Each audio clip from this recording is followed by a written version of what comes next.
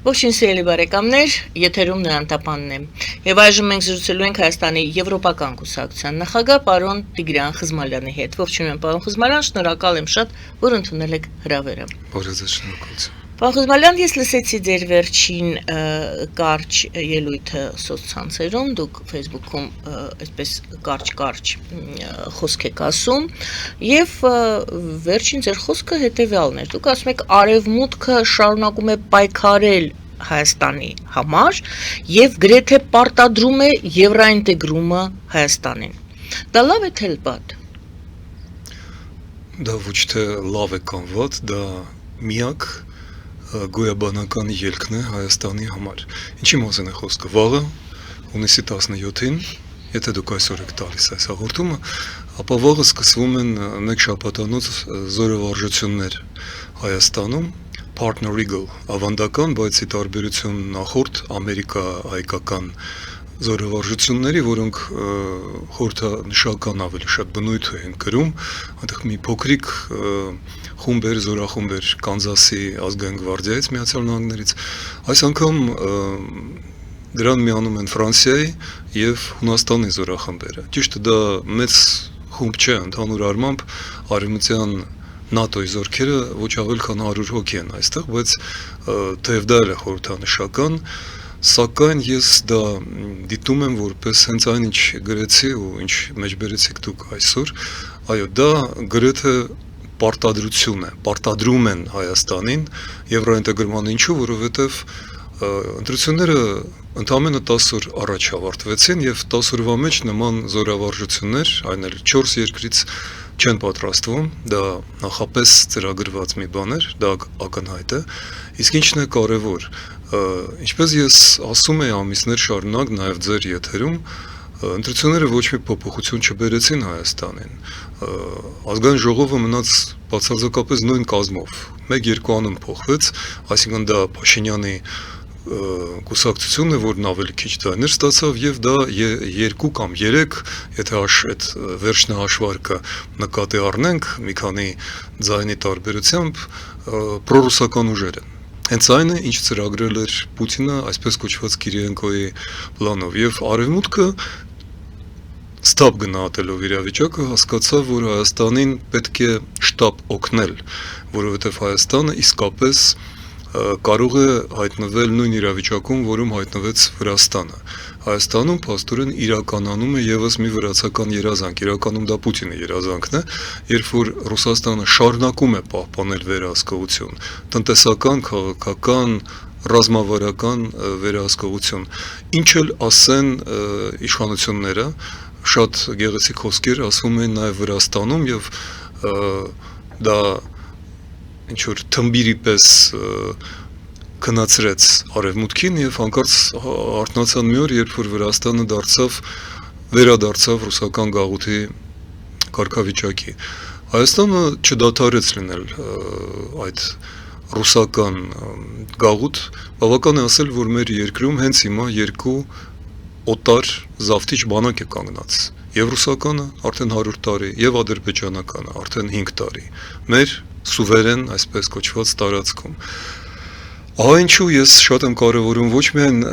զորավարժությունները, այլ նաև այն, որ դրան միացավ փաստորեն Եվրամիությունը, Հունաստանը եւ Ֆրանսիան պատահական հյուրեր այստեղ չեն,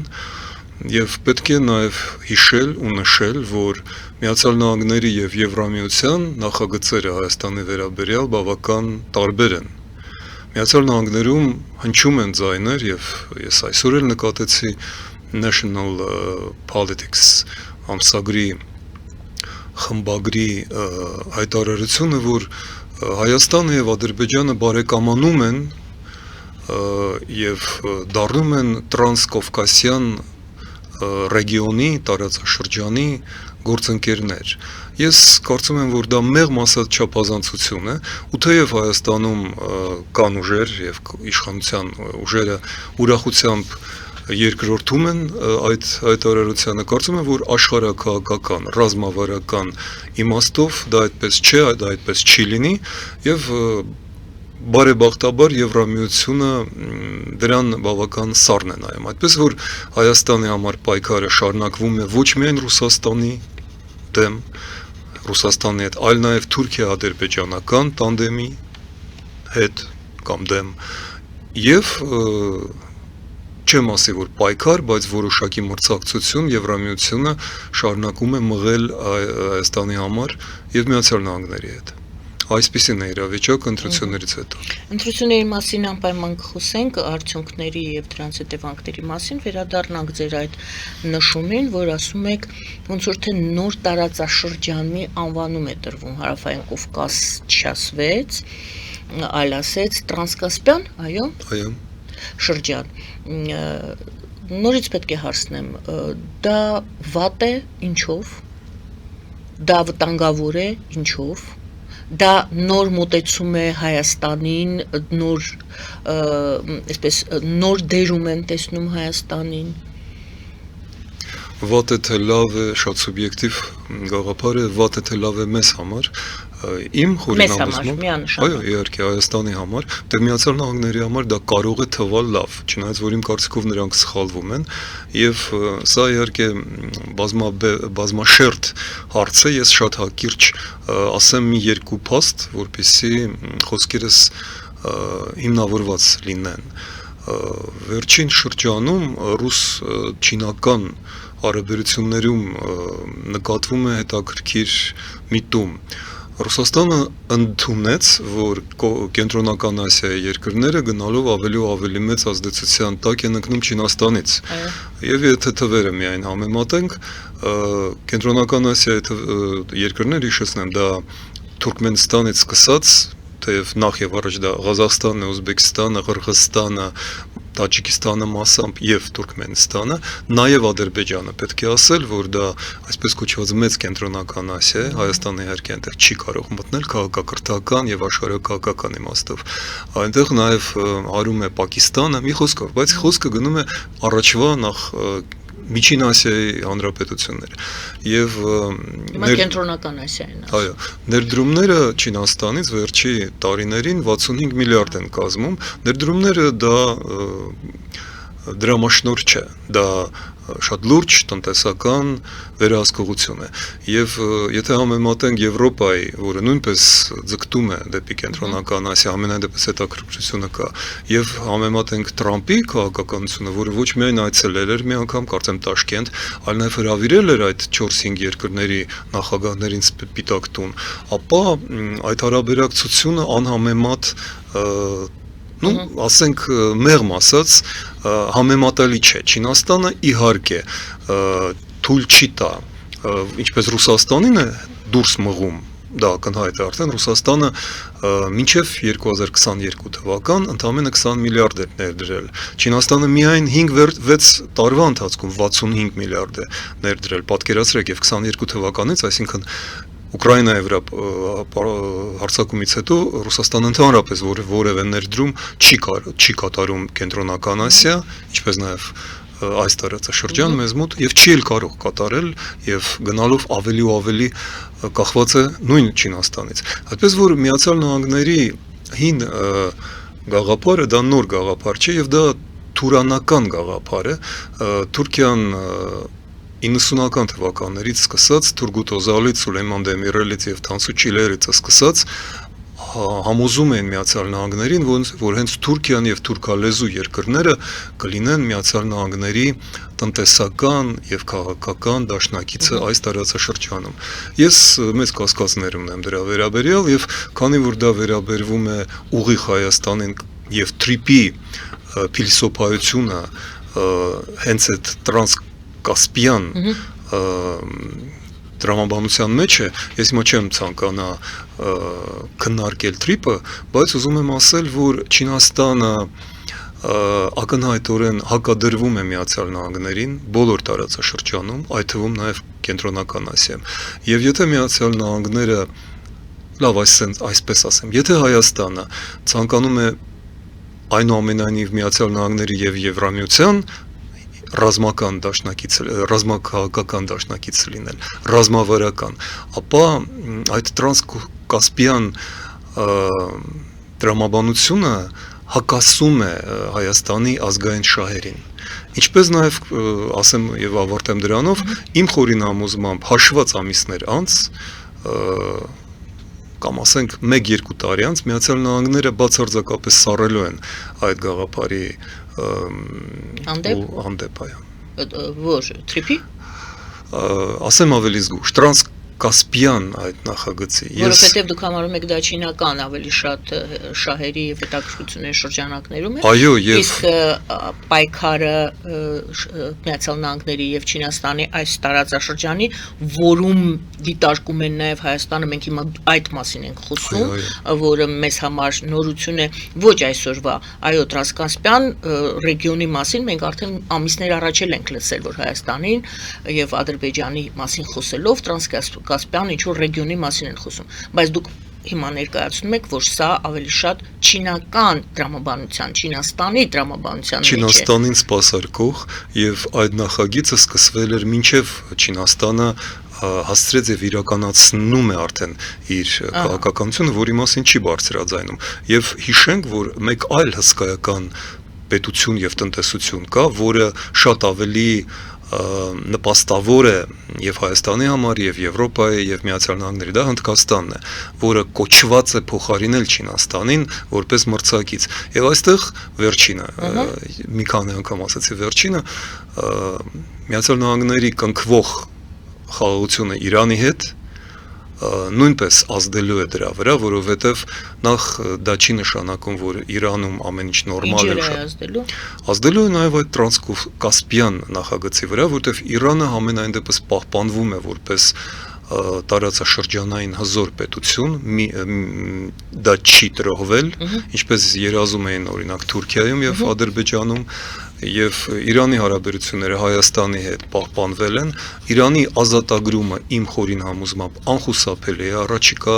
շատ բավական կարճ պատմական ժամանակաշրջանում եւ դա նշանակում է որ հյուսիս-հարավ ճանապարհը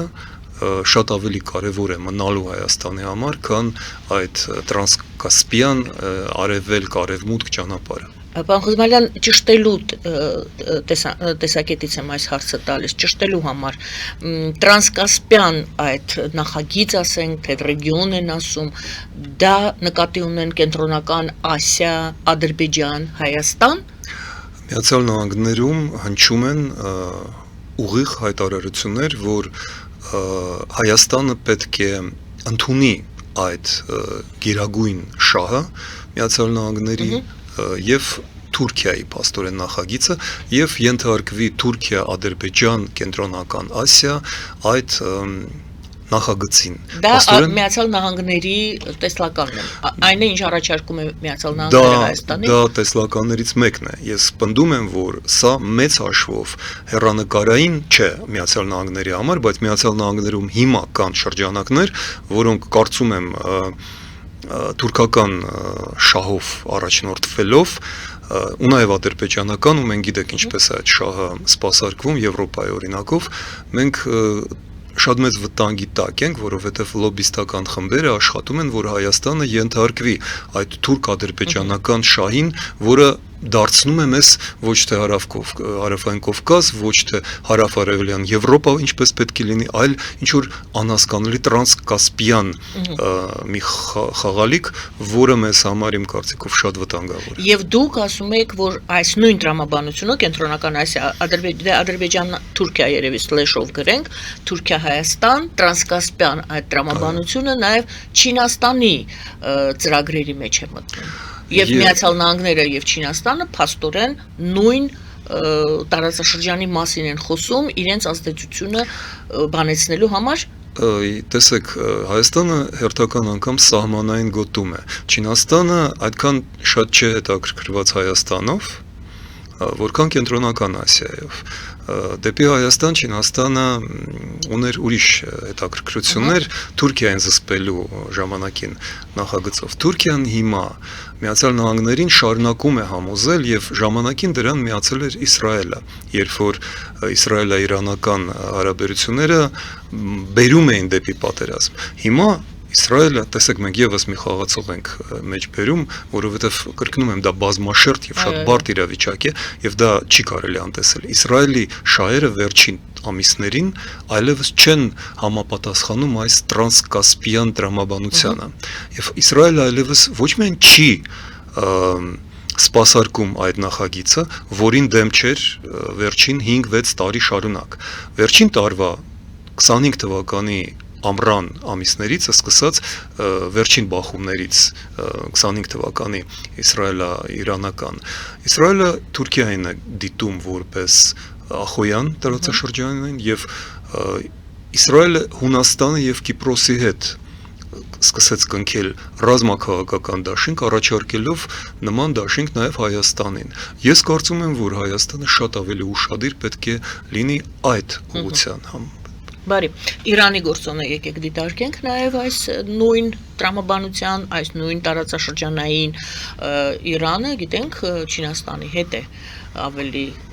լավ հարաբերություններ ունի, մեղմ ենք ասում, քան Միացյալ Նահանգները, չնայած այս ստորագրված համաձայնագիրը կամ ստորագրվել է կամ 19-ին պետք է ստորագրվի, գուցե մեղմացնի Իրանի եւ Միացյալ Նահանգների սառը հարաբերությունները էլի մեղմ եմ ասում։ Իրականում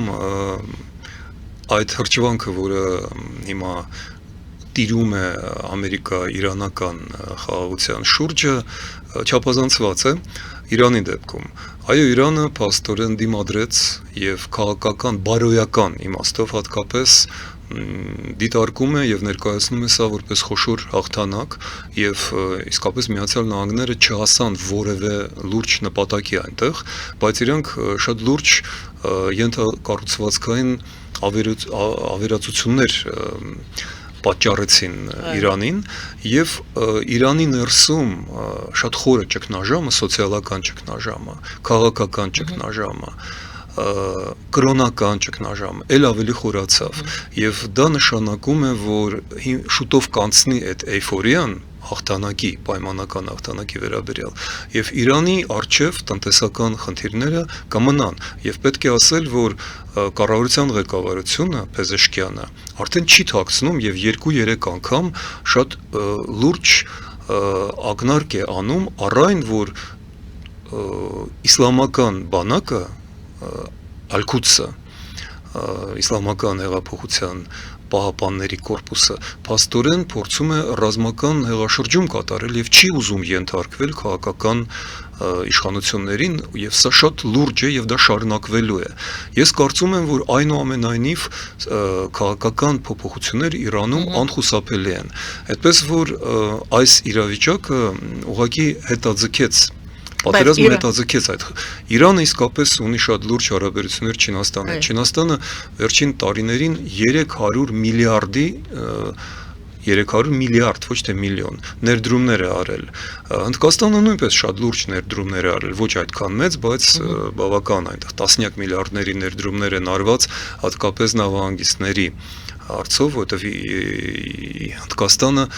շատ լուրջ էր վերաբերվում Իրան, Հայաստան, Վրաստան, Սևծով այդ ճանապարհին, նույն հյուսիս-հարավին։ Եվ ես կարծում եմ, որ այդ երկու միտումներն էլ շարունակվելու են, բայց Իրանի քաղաքական ճգնաժամի հանգուցալուծումը, որը կլինի իմ կարծիքով առաջիկա 2 տարիների ընթացքում, կտրուկ փոխելու է տարածաշրջանի ամբողջ քաղաքական ճարտարապետությունը, այդ թվում կտրուկ փոխելու է նաև Հայաստանի դերը։ Մենք այդ մասին խոսել ենք։ Լավ, նորից վերադառնանք այդ տրանսկասպյան տարածաշրջանի եւ դրա հետ կապված ծրագրերին։ Առաջին հարցը ուր է Վրաստանը, Հայաստան-Վրաստան ընդհանուր ընկալումը եւ երկրորդը Հայաստանը այլընտրանք ունի թե չունի դրան գուցե դա շատ լավ է որ այդպես տեսեք Միացյալ Նահանգները մեզ առաջարկում են Տրանսկասպիանով մենք մեզ զգանք այդտեղ եւ գուցե դա շատ լավ է առաջինը Վրաստանը ուր է Եթե թույլ տաք ես սկսեմ երկրորդից դա շատ վատ է Հայաստանի համար Հայաստանը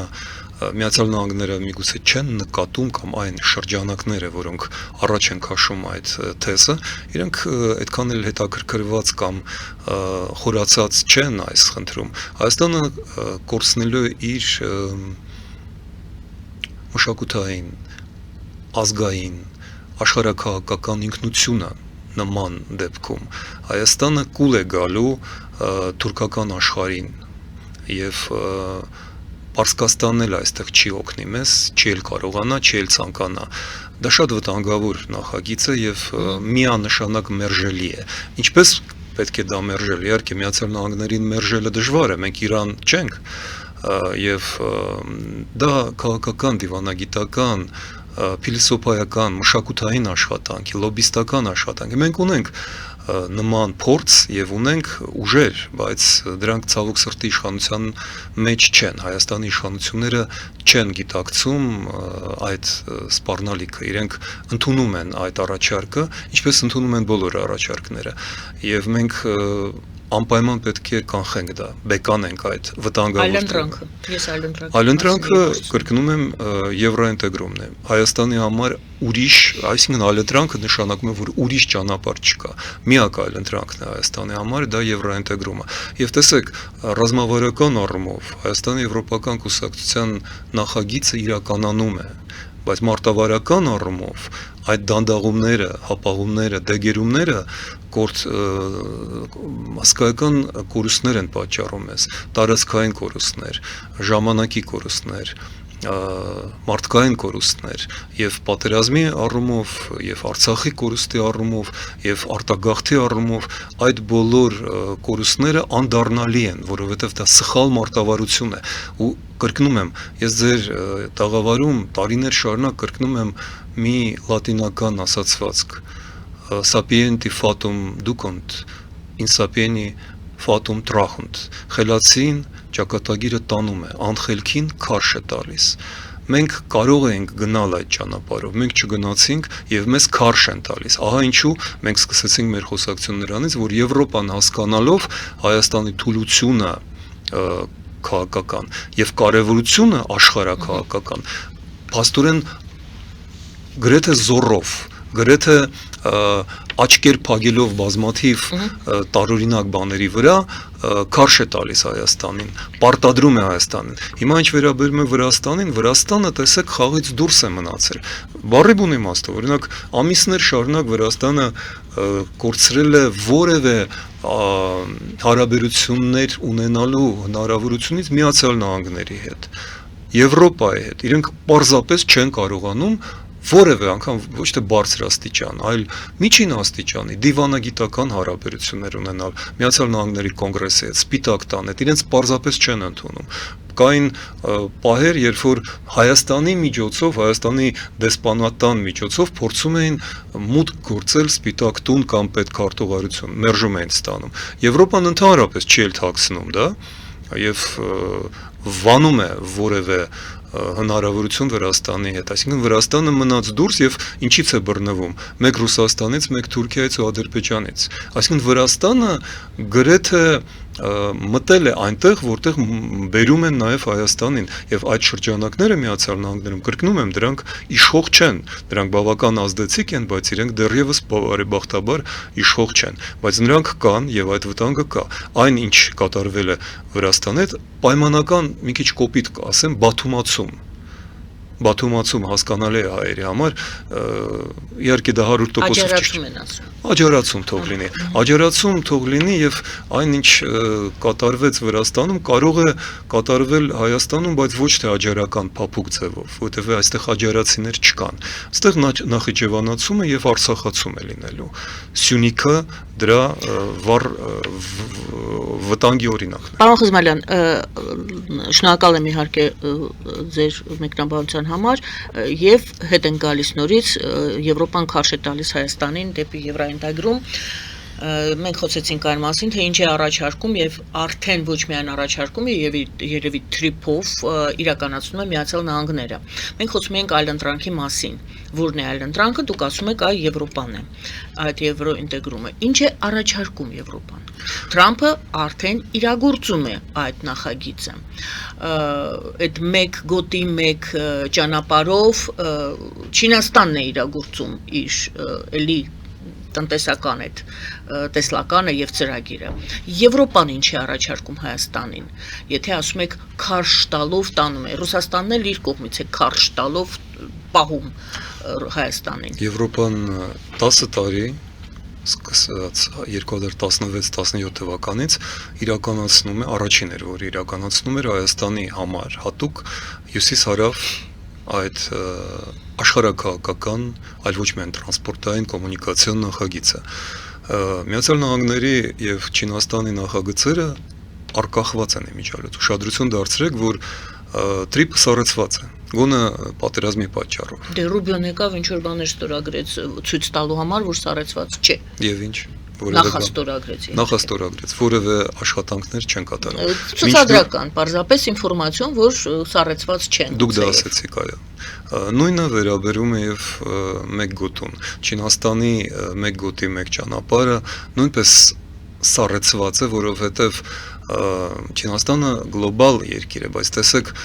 ինչպես հակադրվեցին Չինաստանին Վենեսուելայում Միացյալ Նահանգները, Պանամայում մեր ունկնդիրները միգուցե տեղյակ չեն, բայց Վենեսուելայում եւ Պանամայում չինական կապիտալի դիրքերը հզոր էին։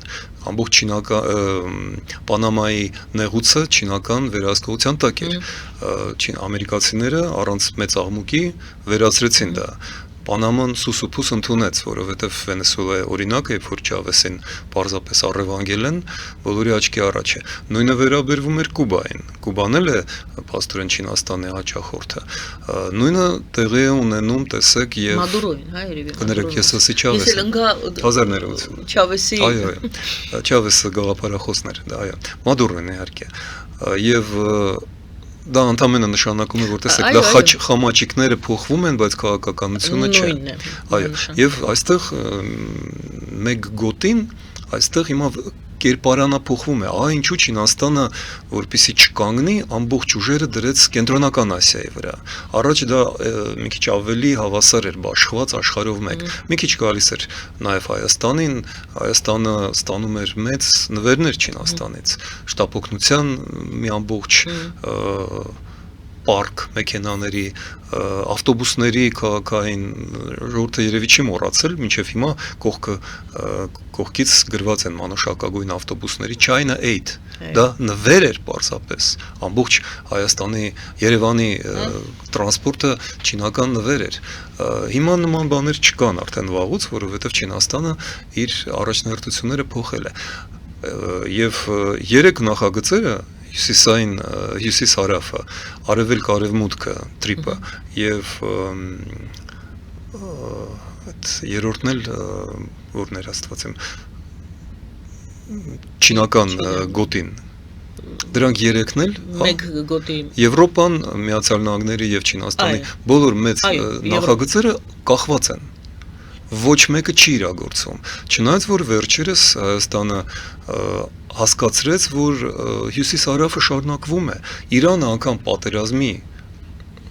օրերին շարունակում էր իհարկե ոչ այն ծավալով, բայց գիտեք չէ որ Սյունիքի ամբողջ այդ ծանր աշխատանքը իրանական աշխատուժը եւ ինժեներական եւ տեխնիկական ներուժը իրանցիներն են կատարում։ Իրենք շարունակում են դա անել, այդքան կարեւոր է դա իրենց համար։ Այդպես որ այո, մենք ունենք այլ դրանքը եւ ինչ է առաջարկում Եվրոպան։ Եվրոպան արդեն առաջարկում է, իրենք տեսեք ինչպես են դիտում։ Այսինքն ոչ միայն ինչ է առաջարկում, ինչպես ինչով է իրատեսական Եվրոպայի առաջարկը։ Ժամերի ընթացքում իրենք արձագանքում են, ժամերի ընթացքում ձեզ արգելում են ծաղիկներ վաճառել, բերեք մենք կառնենք։ Լատվիան առաջին էր արել։ Նիդերլանդները հանկարծ ասեցին Աստված իմ, Նիդերլանդները, որոնք ծաղիկի մայրաքաղաքն են, ասեցին մենք առնենք այն ամենը։ Էստոնիան, որքան ես գիտեմ, առաջարկեց առնել այն ինչ պետք է։ Կարակալասը հայտարարեց, որ մեծ ծրագիր են պատրաստում։ Այո, 50 միլիոն անմիջապես ուղարկեցին, ասում են էլի են ծրագիր։ Մարտակոսն է գալիս, այսինքն Հայաստանը այդ առևտրատնտեսական խնդիրները լուծելու համար։ Բայց դա է, որովհետև տեսեք, Հայաստանում դա են անընդհատ ասում։ Մենք սահման չունենք Եվրոպայի հետ, կներեք, իսկ Ռուսաստանի հետ դուք սահման ունեք, չունենք։ Նույն Վրաստանի միջոցով է, չէ, առևտուրը արվում, ինչ տարբերություն Վրաստանով գնալ Ռուսաստան թե Եվրոպա։ Դուք ասում եք տրանսկասպյան, հասկանա, դուք չեք ասում։ Այո, Վաշինգտոնում են ասում։ Ոմանք։ Դուք նկատել եք եւ մեզ տեղեկացնում եք այդ մասին, որ այնտեղ այդպես են։ Հոդվածի մեջի վրա կա, կարող եք կարդալ։ Ամիսներ առաջ էլի կար նման հոդված, նման հիշատակում, այսինքն իրենք այդպես են պատկերացնում, Հայաստանը իրեն որտեղ է պատկերացնում, կամ որտեղ է ճիշտ, որ Հայաստանը իրեն պատկերացնի եւ այնուամենայնիվ պատկերացնի իրեն Հայաստանը, ոչ թե սրաներա սա քարշ տվեց տարավ այնտեղ, նա քարշ է տալիս այնտեղ։ Հայաստանի ողբերգությունն այն է, որ Հայաստանում տարիներ ու տասնամյակներ շարունակ քաղաքական, իրական, մտավոր վերնախավը օտարեցված է իշխանությունից եւ իշխանության մեջ տեղի ունենում բացասական սելեկցիա եւ մարդիկ ովքեր հիմա որոշումներ են ընդունում են սխալ որոշումներ։ Ինչու ես ասում եմ, այո, ռազմավարական առումով միևնույն է, եվրոպացումը Հայաստանի, եվրոինտեգրումը անխուսափելի է, բայց եթե այս որակով որոշումներ ընդունեն, կորուստները այնքան մեծ են, որ մեր փոքր երկրի ու փոքր քանակության, փոքր ազգի համար այդ գինը անտանելի մեծ է։ Մենք 90 թվականին չկարողացանք յուրացնել 1 միլիոն հայություն Ադրբեջանից։ Մենք 4 միլիոն էինք պաշտոնական մարդահամարի տվյալներով 1990 թվականից։ Մենք հիմա հազիվ 3 միլիոն ենք։ Մենք ընդամենը 6 տարի առաջ 40-42 հազար քառակուսի կիլոմետրանոց երկիր ենք։ Մենք հիմա հազիվ 29 ու այն էլ մի մասն էլ օկուպացված է։ Սա միայն թվեր չեն։ Մենք հասկանում ենք ինչ արժեք ունի հողը այս ժամանակաշրջանում, ինչ արժեք ունի մարդկային ուժը։ Մենք սխալ որոշումների պատճառով ահռելի կորուստներ են կրում եւ կրկնում եմ, այստեղ ռազմավարությունը անխուսափելի տանում է մեզ ճիշտ ուղղությամբ, բայց ով է հասնելու վերջ։ Սխալ մարտավարությունը աղավաղում է մեր ազգի, մեր երկրի, ապականում է մեր հասարակությանը, մենք պառակտված ենք, մենք ատելությամբ ենք լցված, մենք ոչ ոքի չենք վստահում, մենք կորցրել ենք բարոյական ուղղությունը մեր, մենք կորցրել ենք այն համերաշխությունը, որը մեզ հզոր ու անպարտելի էր դարձրել առաջին Արցախյան պատերազմում։ Ուստի ես կարծում եմ, որ մենք հիմա շարունակում ենք գտնվել ծանրագույն քաղաքական ճգնաժամում։ Ընտրությունները ոչ թե լուծեցին այդ խնդիրը, իրենք խորացրեցին այդ խնդիրը եւ ես կարծում եմ, որ մենք այդ խնդիրը դեռևս պետք է լուծենք։ Սա է մեր մեծագույն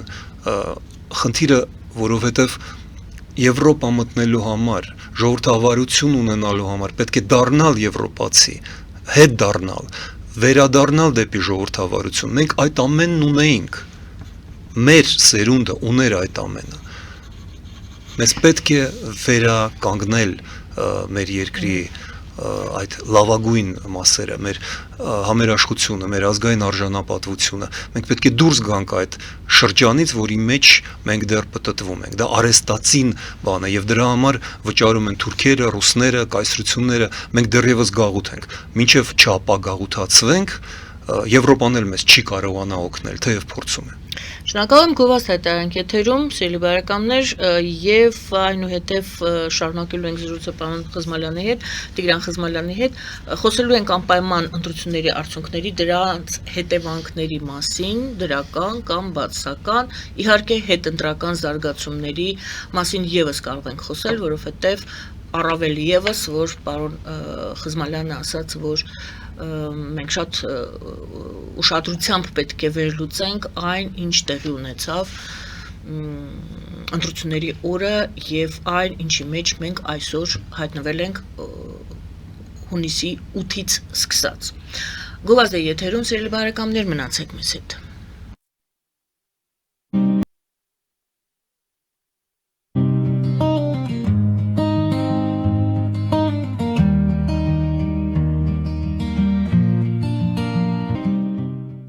Ֆելիչե ժամանակակից ատամնաբուժական կլինիկա։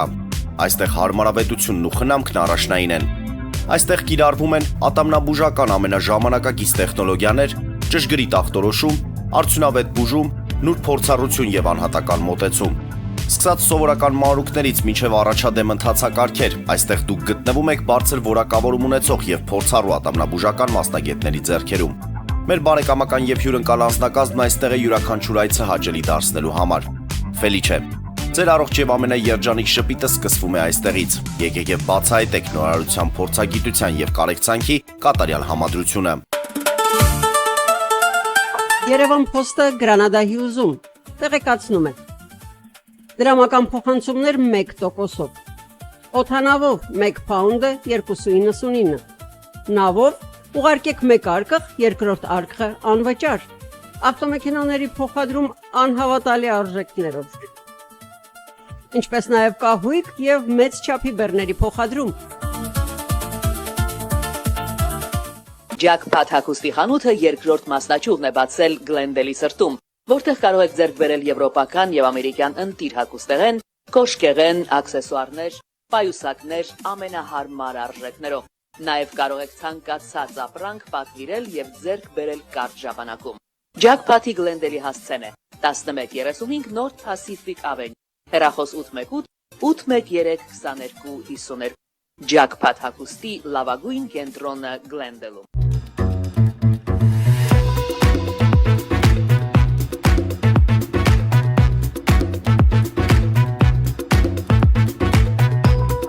Արարատ ռեստորան, ընտանեկան եւ ընկերական ժամանցի լավագույն հասցե, սիրված արտիստներ, հյուրընկալ մթնոլորտ, հարուստ ճաշացան, անմահական խորտիկներ։ Արարատ ռեստորան, հասցեն անփոփոխ, սիրով սպասում ենք ձեզ։ Լավագույն պաղպաղակ, բնական, համեղ եւ մատչելի գներով պաղպաղակը կարող եք ձեռք բերել բոլոր հայկական խանութներում։ Պահանջեք հայկական պաղպաղակ, Թամարա պաղպաղակ։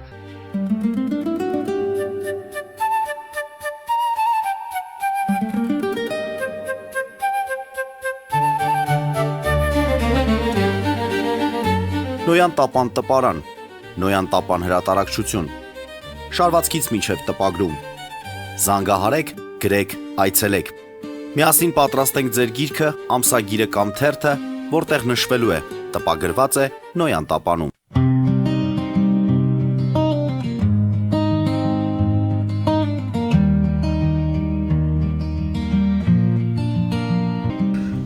Սիրելի բարեկամներ, հիշեցնեմ, որ մենք զրուցում ենք Տիգրան Խզմալյանի հետ, Հայաստանի Եվրոպական կուսակցության նախագահի եւ այսպես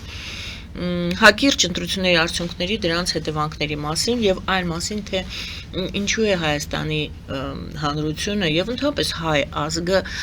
վերջին շրջանում այսպես անընդհատ այնպիսի վիճակ է, ոնց որ էքստրեմալ վիճակում են գտնվում, հոգեբանական ճնշման տակ ենք, վտանգ կա, անընդհատ վտանգի սպառնալիքի մասին մենք խոսում, վերլուծում, հենց հանգստանում ենք մի նոր հայտարարություն, մի նոր ազդակ է լինում, էլի վտանգ, էլի սպառնալիքներ եւ այսպես ընտրությունների արդյունքները, դրանց հետևանքները եւ այն վիճակը հոգեբանական, որում գտնվում է հայ հասարակությունը։ Ինչպես այդ վիճակում գտնվող հայ հասարակությունը իրեն դրսևորեց ընտրությունների օրը, ինչ ստացանք մենք։ Մենք ոչինչ չստացանք, ոչ մի բան տեղի չունեցավ։ Ընտրությունները բերեցին նույն իրավիճակի, որը կար 2021 թվականից հետո։ 21 թվականի ծանրագույն իրավիճակը պարտությունից հետո, հոգեբանական աղետից հետո ստեղծված այդ խիստ պայմանական հարաբերակցությունը, պրոռուսական ուժեր եւ իբրև թե հակառուսական, որը իրականում հակառուսական չէ։ Այսինքն ստատուս քվոն չփոխելու այդ էքստրեմալ վիճակը, այդ հոգեբանական ճնշվածությունը բերեց նրան, որ ժողովուրդը որոշեց ոչինչ չփոխել։ Գոնե այսպես էլ լավ է, հա? Ոչ, այդպես էլ լավ չէ։ Նորին ասեց այո։ Այդպես էլ լավ չէ, բայց ժողովրդի այն մասը, որը դուրս եկավ քվեարկության, իսկ դա կեսն էր ընդամենը, չէ՞, մոտ իհարկե 60%-ին 58-59%։ Եթե դա ճիշտ է, եթե չհաշվենք զինվորներին, որոնց բերում էին եւ այլն, ապա այո, գրեթե կեսը ընդհանրապես դուրս չեկավ, որովհետեւ ոչինչի չի հավատում եւ ամեն ինչի եւ բոլորի դեմ է։ Ոչ թե որպես կուսակցության բոլորի դեմ եմ, այլ բոլորին նաեւ այդ բոլորին դեմ եմ։ Բացի դա, մարդիկ ովքեր քվեարկում էին ոչ թե հանուն, այլ հակա։ Միայն թե չլինի այն մեկը, այսինքն սա ոչ թե ընտրություններ նրան, ում մենք հավանում ենք, այլ ատելության մրցակցություններ, ում են ավելի շատ ատում։ Եվ պետք է ասել, որ Փաշինյանը շատ բան արեց, որպեսզի ատելությունը, որը տածում էր ժողովուրդը նախկինների հանդեպ, գրեթե հավասարվի այն ատելությանը, որը հիմա զգալի մասը տածում է ներկաների։ Եվ դա բնական է, որովհետև ներկաները եւ նախկինները բացարձակապես ոչինչով չեն տարբերվում։ Տարբերվում են արտակուստ անուններով, միգուցե կենսագրություններով, մի փոքր։ Հիմնականում աշխարհաքաղաքական իմաստով ոչ։ Իշխանությունները Եվրոպայում պատմում են ինչպես իրենց ճնշում Ռուսաստանը, Ռուսաստանում եւ Հայաստանում պատմում են, որ Ռուսաստանը մեր գլխավոր բարեկամն է, որ Ռուսաստանի դեմ խոսացողները օտար երկրագործակալներ են, դա ասել է, չէ՞, դա ես չեմ օրինակ։ Բայց նաև ագենտներ, գործակալների են, այսպես ասած, ձերբակալում ակնարկելով, որ դա ռուսական կողմից են ուղարկված։ Եվ ինչ, եւ բաց են թողնում։ Ոչ ոք չի պատժվել, այսինքն արդարություն եւ արդարադատություն չկա։ Եվ ժողովուրդը այդ ամենը տեսնելով գտնվում է անառողջ վիճակում, որովհետև ամբողջ աշխարհը մեր շուրջը փոխվում է, մեզ մոտ կարծես թե ոչինչ չի փոխվում։ Իրականում փոխվում է, ժողովուրդը փոխվել է։ 20 թվականից հետո 200-ամյա սովորական դարձրած կարծրատիպը, որ ռուսները մեզ կպաշտպանեն, կորավ։ Եվ այդ անպաշտպանվածությունը մնում է գլխավոր հոգեբանական, սոցիալահոգեբանական ֆոնը, որը մշտապես սպառնալիքի զգացում է առաջացնում եւ հիմնական ընտրությունների գործիքը դա էր եւ մեկ կողմը եւ մյուս կողմը չարաշահում եւ շահագործում էր այդ վախը սա վախի ընտրություններ էին դրա մասին էլ երբ որ մի մասը ասում էր որ եթե մեզ չընտրեք պատերազմ է սկսվելու մյուսը ասում էր եթե իրեն ընտրեք պատերազմը վերադառնալու է շարունակվելու հետաքրքիր է որ երկուսն էլ ճիշտ են եւ երկուսն էլ սխալ, որովհետեւ երկուսն էլ թաքցնում են միակ ճիշտ ճանապարհը։ Դա երրորդ ճանապարհն է։ Իհարկե կա երրորդ ճանապարհը։ Եվ այստեղ է որ իշխանությունը շատ մեծ սխալ է կատարել, չէ, շատ մեծ սխալ է կատարել։ Ջանք է թափել եւ ես կրկնում եմ, խնդիրը այն չէ, որ օրինակ եվրոպական գաղափարը չերևաց, չմասնակցեց ընտրություններին։ Փաշինյանը փորձեց մենաշնորհել եվրոպական գաղափարը, բայց արի ու տես, որ մենք ունենք տասնյակ հնարավորություններ իրականացնել այդ երազանքը, իրականացնել արդեն ընդունված օրենքը, եւ ամեն անգամ դա մերժվում է։ Հիմար, անիմաստ եւ որևէ քննադատությանը չդիմացող բացատրություններով։ Թե մենք պատրաստ չենք, մեր լոլիկները, մեր ձուկը, մեր ծաղիկները Եվրոպան հաշված ժամերի ընթացքում ասեց, որ այն ամենը, ինչ դուք ուզում եք վաճառել Ռուսաստան, մենք գնում ենք, առնում ենք, մենք կլուծենք այդ հարցը։ Աստված իմ 3 միլիոն դա ընդամենը մի քաղաք է եվրոպական։ Խզմանյան, դուք հիասթափված եք, թվում է թե, բայց Եվրոպան հիասթափված չէ։ Եվրոպան հիասթափված չի կարող լինել, նա չի կարող իրեն թույլ տալ, որովհետև Եվրոպայի համար Հայաստանը դա տարածաշրջանի առանցքային երկիրն է։ Դա ժողովրդավարական ազգաբնակչությամբ, քրիստոնեական արժեքներով եւ եվրոպական պատմությամբ լցված մի կենտրոն է, որը օրինակ ի տարբերություն Վրաստանի չի կրոնափոխ եղել երբևէ, կրոնափոխ չի եղել, ինչպես օրինակ պարսիկները կամ վրացիները, մնացել է, պահպանել է իր ինքնությունը, լեզուն, մշակույթը, արժեհամակարգ Հայաստանի հանդեպ իրենց վերաբերմունքի մասին է խոսքը։ Հայաստանը եվրոպացիների եվրոինտեգրման հարցն եք դուք բարձրացնում, որ որքան կարողանում է հետաձգում է տարբեր պատրվակներով, տարբեր բացատրություններով։ Եվ ես հարցեցի, բայց Եվրոպան չի հիասթափվում։ Եվրոպան չի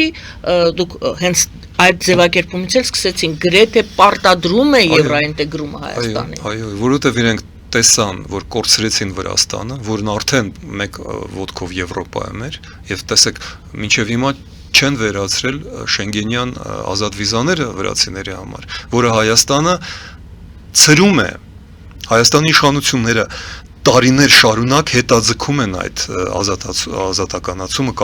եւ ժողովուրդը կարծում է, որ Եվրոպան չի թողնում, սուտ է։ Դա Հայաստանի իշխանությունների փորձն է ինֆորմացիա ունեք այդ մասին, որ հայտարարվում։ Աստված իմ, երբ որ ձեզ 3 տարի ասում են, որ Հայաստանը չի կարող ճիշտ անձնագրեր տպել,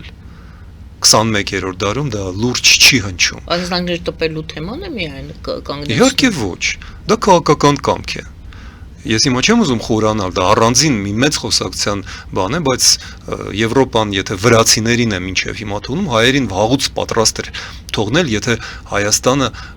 մի քանի պայման կատարեր, օրինակ ռուսաստանցիներին ներքին անձնագրերով Հայաստան չթողներ, որովհետև FSB-ն այստեղ վխտում է, գրեուն այստեղ ազատ մուտք է գործում եւ իրեն գիտեն այդ մարդկանց։ Կներեք, ես չեմ ճշտել, իսկ Վրաստանը Ռուսաստանի հետ ազատ է մուտք Ոչ։ վիզայով։ Այո, Այսինքն Հայաստանը այդ խնդիրը դեռևս չի լուծել։ չի լուզում լուծել։ Բայց մենք դա Դա չէ, եւս որ կարևոր փաստ է։ Կարևոր Անձնագիր փաստ է։ տպագրելու դա տեխնիկական հարց է, բայց Ռուսաստանի հետ վիզաներով ելումուտ անելը դա լրիվ այլ հարց է։ Այո, եւ դա պետք է լուծվի։ Առանց դրա մենք չենք կարող անգամ հավակնել Շենգենյան վիզա ունենալ,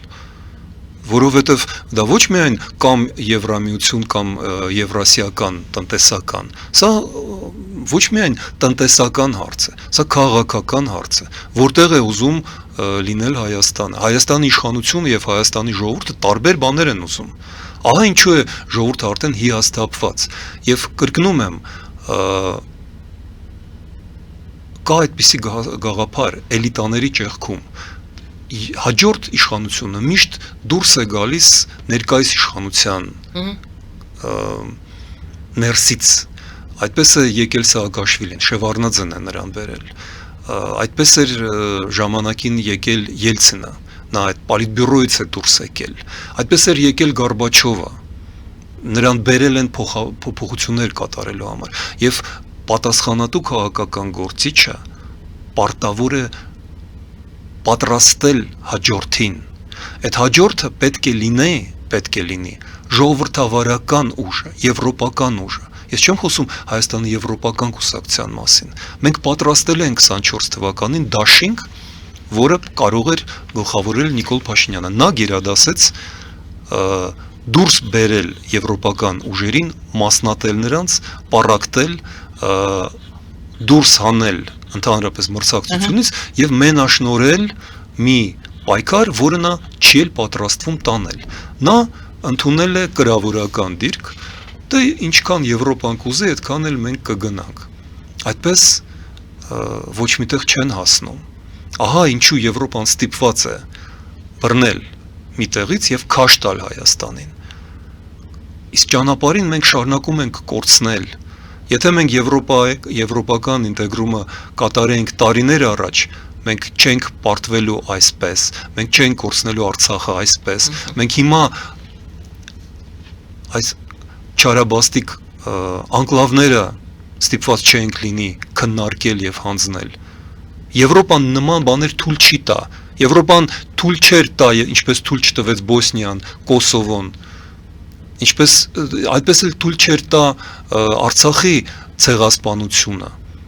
Մադրիդյան սկզբունքները հակասում էին այդ տրամաբանությանը։ Դե գիտեք, խոսույթները շատերը հիմա ձեզ կհակադրեն, Մենք փաստաթղթեր ունենք։ Եվ կասեն Եվրոպայի աչքի առաջ եղավ եւ Լաչինի պաշարումը,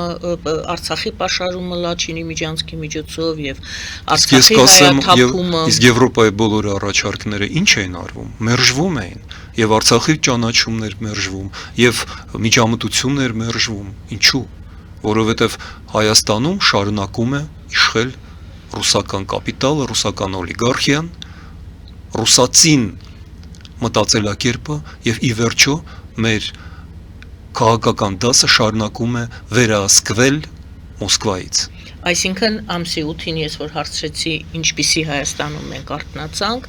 դուք ասում եք նույնը ինչ որ ամսի 7-ին։ Ես դա ձեզ ասում եի ընտրություններից ամիսներ առաջ, հիշում եք։ Համացանցում ոչինչ չի կորում, բարձեք իմ հետ հանդիպումները ընտրություններից մեկ շաբաթ, մեկ ամիս առաջ, ես դա ասում եի, ոչինչ չի փոխվել։ Եվ այս հետընտրական այս հայտարարությունները, փողոցային իհարկե լայն ակցիաներ մենք չենք տեսնում, բայց այնուամենայնիվ ինչ որ հետընտրական շարժումներ մենք տեսնում ենք, սա կլինի եւ կմարի, որովհետեւ սա պետք է լինի եւ մարի, եւ սա իսկապես այսպես անկեղծ շարժում չէր, այլ ինչ որ ձևական, որ պետք է լիներ յետընտրական։ Թե այնուամենայնիվ մեզ վախեցնում են անընդհատ, ասում են աշուն, աշնանը սպասեք, ասում չէ, անընդհատ վախեցնում են ժողովրդին։ Եվրոպան եւ մասամբ Միացյալ Նահանգները, այն նահանգները, որոնք ձևավորվելու են աշնանը, որտեղ կոնգրեսի ընտրությունները փոխելու են եւ պետք քարտուղարության քաղաքականություն եւ սպիտակ տան վերաբերմունքը եւ բազմաթիվ լոբիստական խմբերի ուժը կտրուկ նվազելու է, որտեղ կոնգրեսում դեմոկրատներն են վերադառնալու, իսկ իրենք ուրիշ պատկերացումներ ունեն այս ամենի մասին, բայց ինչեւ է, Արևմուտքը այս անգամ որոշել է թույլ չտալ նման զարգացումներ Հայաստանում։ Եթե Հայաստանը չխանգարի Արևմուտքին, Արևմուտքը ապա ռուսականացնելու, ապա գաղութացնելու է Հայաստանին։ Սա դրված է որպես նպատակ։ Մայիսի սկզբին Մակրոնը հենց Երևանից ամենայն հավանականությամբ ասել է Պուտինին երկու բանի մասին՝ Ուկրաինայի մասին եւ Հայաստանի մասին։ Այսինքն նրանք իդեմս Փաշինյանի գործընկեր ունեն Հայաստանում։ Իրենք գործընկեր ունեն անձինս հայ ժողովրդի։ Եթե հայ ժողովուրդը Փաշինյան ունի, իրենք խոսում են Փաշինյանի հետ։ Իրենք չեն բերել Փաշինյանին։ Բայց դուք ասում եք Փաշինյանը կեղծ Եվրոպա ինտեգրվող։ Այո, նա եվրոիմիտացիայով է զբաղված։ Եվրոիմիտա, Եվ իրեն քաշում են ձևացնելով, որ հա, նորմալ է ամեն ինչ։ Իրենք շատ լավ հասկանում են այդ կեղծավորությունը։ Հեռանկարը ինչպիսին եք տեսնում։ Ինչ է, որտեվ շատ հիմա նորել ինձ ընդմիջման իմ ժամանակ, էլի քաղաքացի մտեցավ, ասեց, ինչ է լինելու հետո։ Դե հիմա արի ու ասա, ինչ է լինելու հետո։ Այդ հարցը ես հիշում եմ, եթե դուք հիշում եք 18 թվին այդ իրադարձությունները, որ եղան, որոնք հիմա Թավշյա հեղափոխություն են կոչվում, էլի մարդիկ հարցնում էին իրար, ինչ է լինելու հետո։ Հետո բառը բարդ բովանդակություն ունի, որովհետև հետո դա մոտակա հետոն։ Մոտակա հետոյում, միջին հետոյում պարտվելու է Ռուսաստանը եւ վերջնականապես դուրս է գալու տարածաշրջանից։ Ազատագրվելու է եւ դեպի արևմուտք է բացվելու Իրանը։ Նվազելու է Թուրքիայի ուժը ազդեցությունը, հետևաբար նաև Ադրբեջանի։ Հայաստանը գերխնդիր ունի պահպանելու իր պետականությունը եւ Հայաստանը դառնալու է Եվրամիության անդամ, եվրոպական երկիր։ Վրաստանի հետ միասին մենք լինելու ենք հարավ-արևելյան Եվրոպա եւ Եվրոպան մեր միջոցով դուրս է գալու Իրան, արաբական երկրներ եւ Հնդկաստան։ Այս սա է լինելու հետո։ Որքան կորուստ մենք կունենանք, դա կախված է մեր ժողովրդից։ Մեր ժողովուրդը այդքան է հոգնած, այդքան է վախեցած, ահաբեկված, որ թույլ է տալիս իրեն թելադրեն այդ ժողովուրդը, որը չվախեցավ Խորհրդային Միության դեմ դուրս գալ, որը չվախեցավ Ադրբեջանի եւ Թուրքիային մարտահրավեր նետել եւ հաղթել, այդ ժողովուրդը նորից դուրս կգա, կհաղթի սեփական վախը նախ եւ առաջ։ Վախով մեր ժողովրդին երկար կառավարել չի լինի եւ ես ոչ թե սպասում եմ, ես պատրաստում եմ այդ հետոն։ Մենք բաց ենք թողել այս կրկեսը, որովհետև հասկանում ենք, սա ընտրություն չէ, սա պայմանավորված խաղ է, բայց մենք պատրաստվում ենք պայքարի եւ արդեն աշխատում ենք այդ ուղղությամբ։ Այսինքն դուք քաղաքականությունից դուրս չեք գալու։ Իհարկե ոչ։ Մենք շատ լուրջ հիմա գործընթացների մեջ ենք եւ պատրաստում ենք Հայաստանի եվրոինտեգրումը օր առաջ, ժամ առաջ։ Շնորհակալ եմ այսօրվա զրույցի համար։ Շնորհակալություն սիրելի բարեկամներ։ Տիգրան Խզմալյանն է մեր զրուցակիցը այսօր։ Հայաստանի Եվրոպական կուսակցության նախագահ զրույցը վարում էր Գայան Արաքելյանը։ Բարին ձեզ։